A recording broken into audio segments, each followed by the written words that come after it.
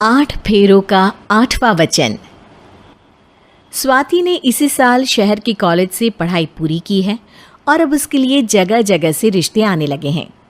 स्वाति से ज़्यादा उसके रिश्तेदारों को उसकी शादी की चिंता है।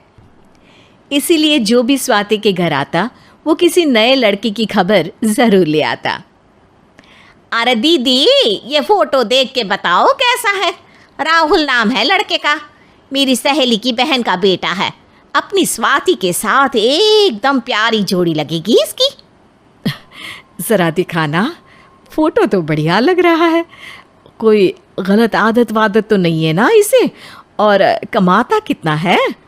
अरे कोई गलत आदत नहीं है दीदी, आप कहो तो एक मीटिंग करवा देती हूँ, फिर सब कुछ फाइनल कर लेना। हाँ, ये सही कह रही हो तुम। संडे को स्वाति के पापा भी घर पे ही रहेंगे। बुआ फिर वहाँ से चली जाती है और रात को स्वाति की माँ उससे कहती है, स्वाति बेटा, आज कमला बुआ ने एक लड़के की फ़ोटो दिखाई है। संडे को वो लोग मिलने आ रहे हैं, तैयार हो ना तुम बेटा? अरे मम्मी, आप कहाँ कमला बुआ के चक्कर में आ जाती हो? अभी इतनी जल्दी कोई शादी वादी नहीं करनी है मुझे। अरे बेटा, अच्छा लड़का है, बुआ जानती है उसे अच्छे से। हाँ स्वाति बेटा, एक बार मिल तो लो, बाद में देखेंगे आगे क्या करना है। वैसे तो कमला रिश्ता लाई है तो मना करने का तो कोई सवाल ही नहीं उठता। संडे की सुबह होती है और कमला बुआ राहुल और उसके मम्मी पापा को लेकर स्वाति के घर आती है। अरे आइए आइए भाभी, इसे अपना ही घर समझिए, इनसे मिलिए। ये मेरे भैया और ये मेरी भाभी हैं।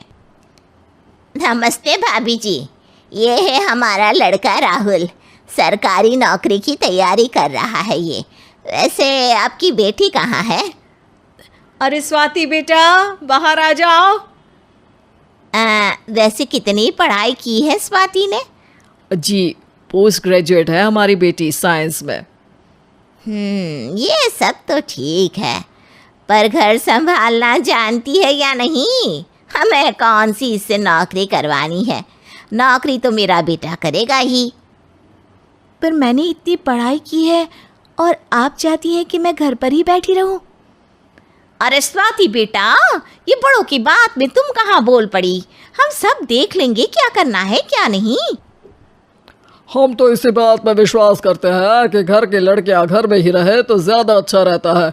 वरना भाई साहब, आप तो आजकल के हाल जानते ही हैं, कितनी घटनाएं होने लगी हैं औरतों के खिलाफ। स्वाति बेटा, रसोई का काम तो पूरा जानती हो ना? शादी के बाद तुम्हें ही संभालना है वो सब। अरे बहुत अच्छा खाना बनाती है ये, आप सब लोग इसकी तारीफ करते नहीं थकेंगे। लो भाई, हो गई मीटिंग, अब शादी की तारीख फाइनल कर लेते हैं, क्यों भैया? भाई, हम तो पंडित जी से चर्चा करने के बाद ही तारीख फाइनल करेंगे। सालों से हम उनकी बातें मानते हुए आ रहे हैं। लड़के वाले और कमला बुआ की बातें सुनकर स्वाति एकदम नाराज़ हो जाती है और उसे लगने लगता है कि शादी के बाद उसे घर पर ही बैठना पड़ेगा। लेकिन घर वालों के आगे उसकी एक नहीं चलती और उसे शादी के लिए हाँ कहना पड़ता है। शादी का दिन आ जाता है और सब मंडप में जमा होते हैं। अब फेरों का समय हो गया है, अब कन्या अपने वर से 7 वचन मांगेगी। आप किसी धार्मिक आयोजन में जाए तो मुझे भी ले जाएंगे। आप मेरे माता पिता का भी बराबरी से सम्मान करेंगे, हमेशा मेरा साथ निभाएंगे। आपको दोनों परिवार की जिम्मेदारियां बखूबी निभानी होगी। हर ज़रूरी बात में मेरी भी राय लेंगे। आप सभी गलत आदतों से दूर रहेंगे। आप मेरे अलावा किसी और औरत से कोई गलत संबंध नहीं बांधेंगे। ये 7 वचन पूरे हुए, वर क्या तुम्हें ये सारे वचन मंजूर है? जी हाँ पंडित जी, मैं सारे वचन अच्छी तरीके से निभाऊंगा। अरे वाह वाह, बढ़िया तरीके से सब काम संपन्न हो गया। तो इसी के साथ विवाह संपन्न हुआ और आज से ये दोनों पति पत्नी हुए। 1 मिनट पंडित जी, अभी एक वचन लेना बाकी है। अब कौन सा वचन है बेटा? मैं अब हमेशा के लिए किसी दूसरे घर में जाने वाली हूँ, तो पति के अलावा मैं अपने सास ससुर से भी एक वचन लेना चाहूँगी। अब कहो बेटी। मैं ये चाहती हूँ कि मुझ पर किसी बात की कोई पाबंदी नहीं लगाई जाएगी। मुझे सब कुछ करने की आज़ादी होगी और मैं भी विश्वास दिलाती हूँ कि मैं एक अच्छी बहू बन के दिखाऊंगी। स्वाति की बात सुनकर उसके सास ससुर एकदम चौंक जाते हैं और कुछ बोल नहीं पाते कि उतने में कमला बुआ बोल पड़ती है। अरे बेटा, ये भी कोई कहने की बात है? रानी बन के रहोगी तुम तो। वचन देने से पहले सोच लीजिए, क्योंकि शास्त्रों में वचन ना निभाने वालों के लिए नरक से भी बदतर सजा लिखी है।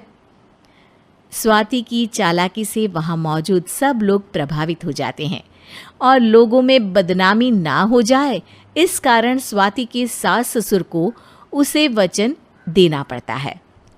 अरे कैसी अपशकुन वाली बातें कर रहे हैं आप पंडित जी। हमें मंजूर है बेटा तुम्हारी शर्त।